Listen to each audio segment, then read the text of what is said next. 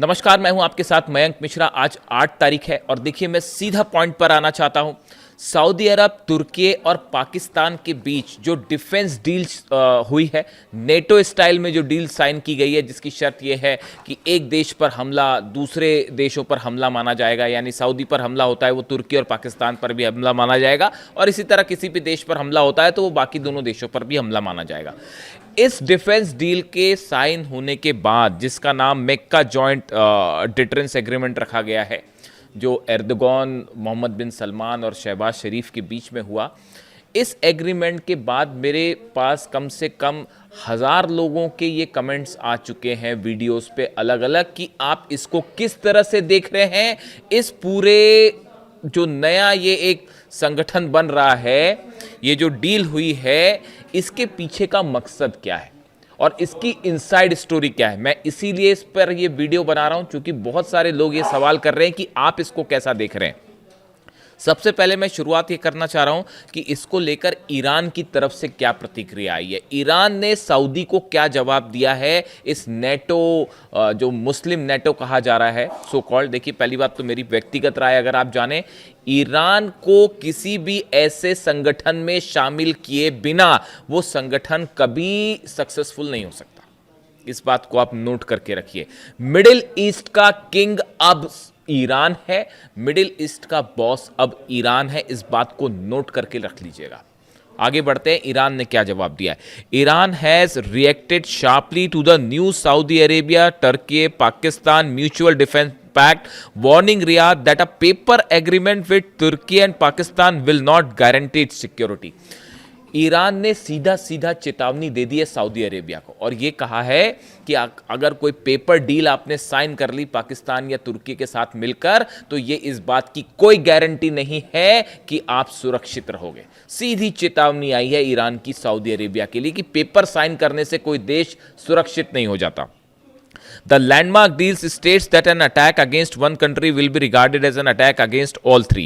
The warning comes amid escalating Iran-US tension and reports that the Tehran threatened to retaliate against Gulf countries' energy infrastructure if Iranian power plants were attacked. Iran ने एक बार फिर साफ कर दिया है कि अगर ईरान के पावर प्लांट्स पर हमले होते हैं तो पूरे अरब देशों के पावर प्लांट तबाह कर दिए जाएंगे, एक भी पावर प्लांट नहीं बनेगा।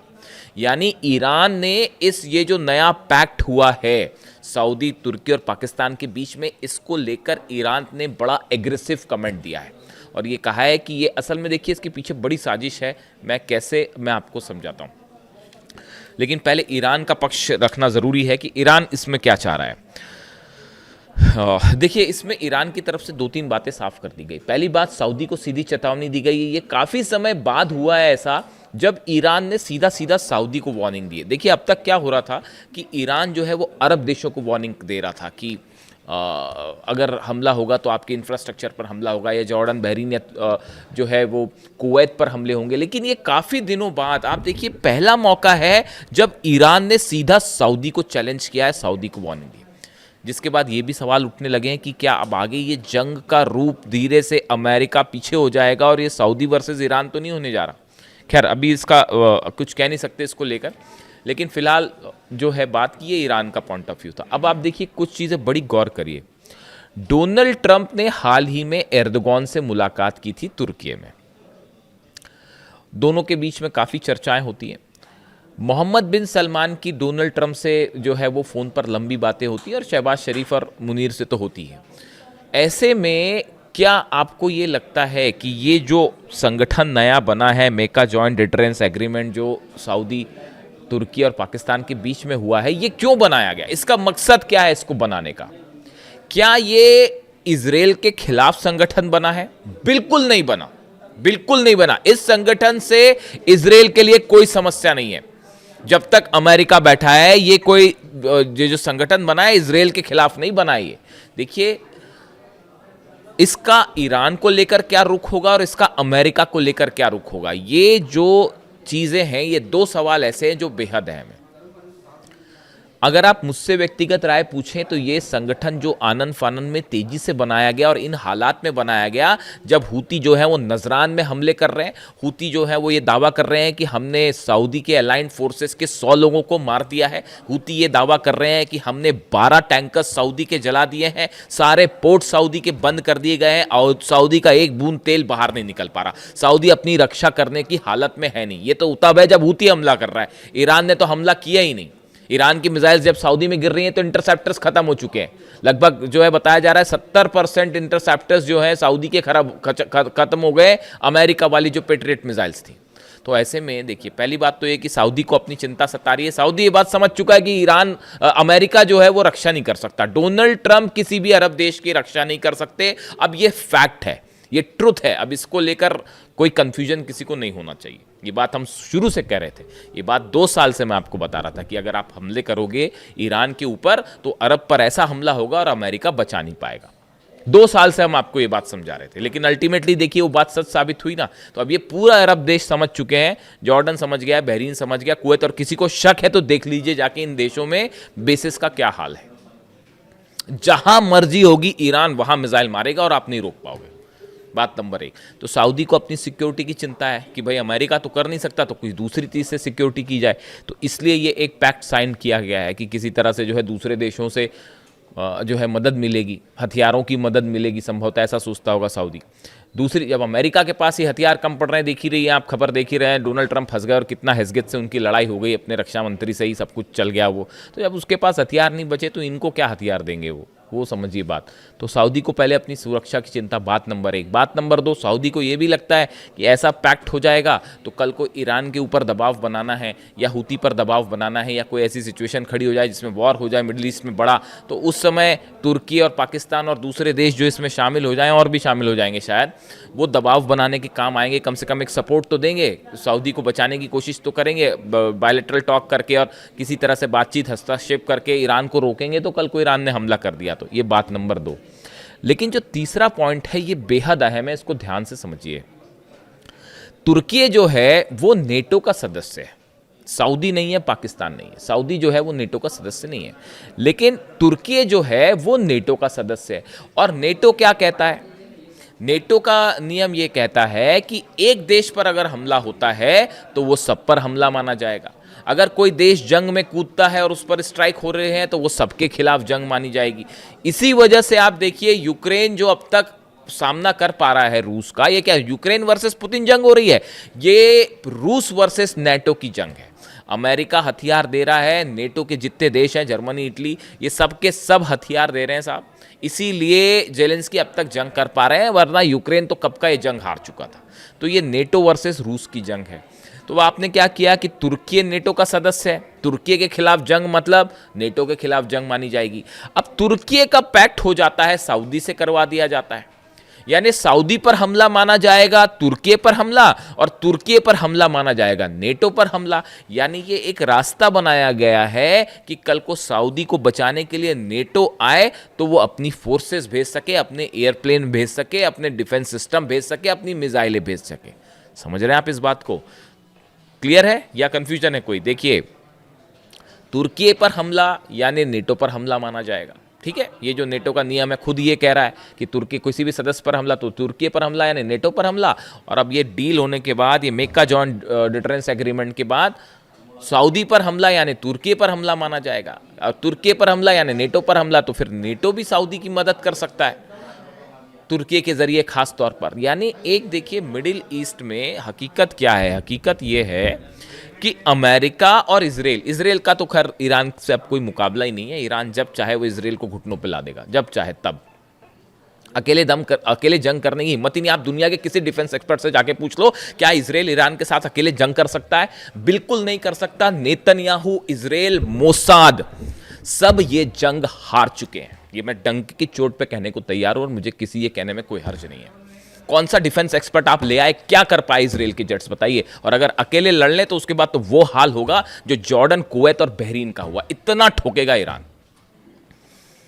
और अभी तो वो सब हथियारों का जिक्र ही नहीं हो रहा है जो चाइना, रशिया ने भेजे, और उनकी जो नई टेक्नोलॉजीज है उसके बारे में तो अभी बात ही नहीं है। बड़े सारे हथियार तो अभी यूज भी नहीं किए गए।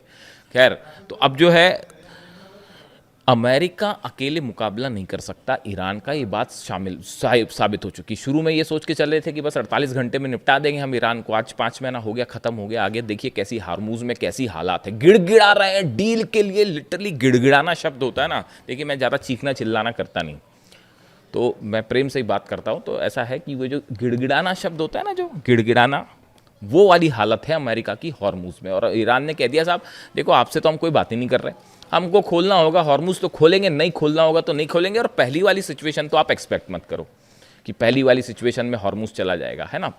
तो अब ये दुनिया, ये मिडिल ईस्ट की एक डेट थी 28 फरवरी, जिस दिन आपने अली खामेनी साहब को शहीद किया था, उसके बाद से अब मिडिल ईस्ट का इतिहास बदल गया and Iran is the boss. इस बात को गांठ बांध लीजिए आप। मिडिल ईस्ट में कोई भी मुस्लिम नेटो शब्द का इस्तेमाल हो रहा है इस शब्द के लिए, इस ऑर्गेनाइजेशन के लिए। मुस्लिम नेटो शब्द में, इस शब्द में ये शब्द तब सार्थक हो पाएगा जब ईरान की सेना इसमें शामिल होगी। मिडिल ईस्ट का कौन सा देश ईरान का मुकाबला कर सकता है, आप मेरे को बताओ। एक मेरे को मुस्लिम देश का नाम बता दो यहां पर जो ईरान का मुकाबला कर सकता है। बताओ, आप बताओ मेरे को, कमेंट करके बताओ, मैं कमेंट देता हूं आपको। कमेंट करके बताइए कौन सी देश, कल को सऊदी और ईरान की जंग हुई, 48 घंटे में क्या हाल होगा सऊदी का अंदाज लगा लीजिए आप। बताइए कोई अरब देश मुकाबला कर सकता है? अरे अमेरिका मुकाबला नहीं कर सका, मिल के वो उसने 12 देशों पे जो है ठोक रखा है ईरान। तो पूरा अरब और अमेरिका मिलके, इजराइल मिलके 5 महीने में क्या कर पाए आप ईरान का? तो सऊदी अकेला क्या कर लेगा साहब? इसीलिए ये पैक्ट हो रहा है और ये एक बहुत ही बड़ा प्लॉट है। ये कुछ लोगों का कहना है कि इससे इजराइल घबराएगा। अरे डोनाल्ड ट्रंप हमला करने देगा इनको, जो एर्दोगान से हाथ मिलाते फिर रहे हैं, सलमान से लगातार बात कर रहे हैं, पाकिस्तान से लगातार बात, वो इजराइल पर हमला करने देंगे इस संगठन को? बिल्कुल नहीं। हमेशा देखिए इजराइल की आलोचना की है, जो मुस्लिम कंट्रीज़ का जो ऑर्गेनाइजेशन है उनकी तरफ से और ये मुस्लिम देशों की तरफ से हमेशा सिर्फ इजराइल की आलोचना हुई है। फिलिस्तीन में इतने हज़ारों लोग मारे गए, हज़ारों बच्चे मारे गए, उनकी सिर्फ आलोचना हुई है। वेस्ट बैंक पर लगातार ऑपरेशन जारी है इजराइल का, लेबनान पर लगातार हमले जारी हैं, सीरिया पर ऑपरेशन जारी है, गजा में क्या हो रहा है आप देख ही रहे हो। हीनियस क्राइम है, वॉर क्राइम्स हो रहे हैं गजा में। मुस्लिम देशों की तरफ से सिर्फ आलोचना हो रही है। हिम्मत करने वाला सिर्फ एक देश रहा जो मिसाइल मार रहा है, वो ईरान मार रहा है। भूलना मत इस बात को। अली खामेनी साहब ने हमेशा कहा जब ज़रूरत पड़ेगी हम युद्ध के लिए भी तैयार हो जाएंगे। लेबनान के लिए भी वो जंग के लिए तैयार हो गए, गजा के लिए भी जंग के लिए तैयार हो गए। इसीलिए खामेनी साहब थे। अब ये जब मैं मीटिंग्स देखता हूँ ना ऐसी, मतलब टू बी वेरी फ्रैंक भाई, देखो मेरे को जो लगता है मैं अपनी राय बता रहा हूँ, आपको ठीक लगता हो तो स्वीकार करिए, वरना आपकी आलोचना का भी स्वागत है। चूंकि ये पब्लिक प्लेटफॉर्म है इसलिए मैं आपकी आलोचना का भी स्वागत करता हूँ। देखिए मैं बिल्कुल ऐसा नहीं चाहूँगा कि कोई मेरी आलोचना करे तो मैं उसको स्वीकार नहीं करूँ, बल्कि हमको दूसरों के विचारों को हमेशा स्वीकार करना चाहिए। अच्छे शब्दों में, साफ सुथरे शब्दों में अगर कोई आलोचना कर रहा है तो उसका बिल्कुल स्वागत है साहब। ये डेमोक्रेसी यही है, ओपन जो विचारधारा है वो यही कहती है कि आप मेरी आलोचना करेंगे मैं बिल्कुल स्वीकार करूँगा। जब ऐसे डील्स में होते देखता हूँ ना, तमाम जो नेता इस पूरी जंग में इन्वॉल्व हैं, चाहे अरब देशों के हो, चाहे अमेरिका हो, इजराइल हो, इन सबको देखने के बाद देखिए ऐसा लगता है कोई भी कदम होता है उसमें किसी तरह की साजिश नज़र आने लगती है। सामने कुछ और हो रहा है, पर्दे के पीछे कुछ और हो रहा है। डिफेंस डील हो रही है तो किसके मन में क्या प्लान है, ट्रम्प की क्या साजिश है, इजराइल की क्या साजिश है। आप देखिए एक शख्स थे सिर्फ अली खामेनी साहब, जिनकी मंशा पर कभी कोई शक नहीं करता था, दुश्मनों को भी शक नहीं था। उन्होंने कह दिया कि साहब मैं जो सामने वो पीछे मैं बात नहीं करूंगा मतलब नहीं करूंगा, मैं डील नहीं करूंगा मतलब नहीं करूंगा। उन्होंने कहा था अमेरिका से बात करने का कोई मतलब नहीं है। आज देखो आज क्या हालात है, इतनी जंग हो चुकी, इतनी जंग हो गई इतने दिनों बाद, 5 महीने की जंग देखिए। इतनी जंग के बाद क्या वो बात सही साबित हो रही है? नहीं हो रही है कि डील का कोई अंदाजा, बातचीत का कोई नतीजा निकल रहा है? नहीं निकल रहा। तमाशा बना रखा है कि बस अब जंग हो रही है, नहीं अब बात अच्छी हो रही है, नहीं आप सीज फायर कर लेते तो ऐसा कर लेते। बात सच साबित हुई ना अली खामेनी साहब की, ये विजन था उनका, इसीलिए he was the supreme leader and that's why I like Ali Khamenei साहब। इसीलिए मैं उनकी तारीफ करता हूँ, उन्हें पसंद करता हूँ कि उनका विजन देखिए कितनी क्लैरिटी के साथ है। उनको पता था कौन दुश्मन है, कौन दोस्त है, कौन क्या। इसीलिए उन्होंने कहा था सऊदी को लेकर, वो हमेशा ये चाहते थे कि शिया और सुन्नी के बीच में ये जो एक तनाव वाली स्थिति है ये हमेशा दूर हो जाए और हर अरब देश को ये समझना चाहिए कि असली दुश्मन कौन है। ये बात वो हमेशा समझाते रहे। खैर, तो अभी देखिए मुझसे चूंकि इस ऑर्गेनाइजेशन के बारे में बोला गया था, इस डील के बारे में पूछा गया था, मक्का जॉइंट डिटरेंस एग्रीमेंट के बारे में आपकी क्या राय है? मेरी बड़ी साफ राय है कि ये अमेरिका के बैकिंग के साथ एक एग्रीमेंट किया गया है जिसका लक्ष्य है ईरान और हूती या हिजबुल्ला ऐसे संगठनों को काउंटर करना, ये कोई बड़ा इजराइल के खिलाफ कुछ नहीं है, भूल जाइए। और ये चूंकि अकेले अमेरिका मुकाबला नहीं कर सकता, इजराइल मुकाबला नहीं कर सकता, तो अरब देशों को ईरान के खिलाफ खड़े करने की, और ज़रूरत पड़ी तो इन देशों को आपस में जंग में शामिल करने की। हॉर्मुज़ खुल नहीं पा रहा तो बोले क्या, एक पैक्ट करवा देते हैं चाहे, ताकि मिल के हॉर्मुज़ खुलाएं। खुद बैठे बैठे वहाँ तमाशा देखो, खुद की तो जनरल डेन कैन कह ही रहे हैं अमेरिका की कि जो है वो बाहर निकलना चाहिए, अब कैसे युद्ध से बाहर निकला जाए। तो ये एक बड़ा प्लान है ईरान के खिलाफ एज ऑफ नाउ जो स्थिति लगती है। कमेंट करके आप बताइए आपको क्या लगता है, और आपके सारे कमेंट्स मैं पढ़ूंगा और जवाब देने की भी कोशिश करूंगा। Thank you so much.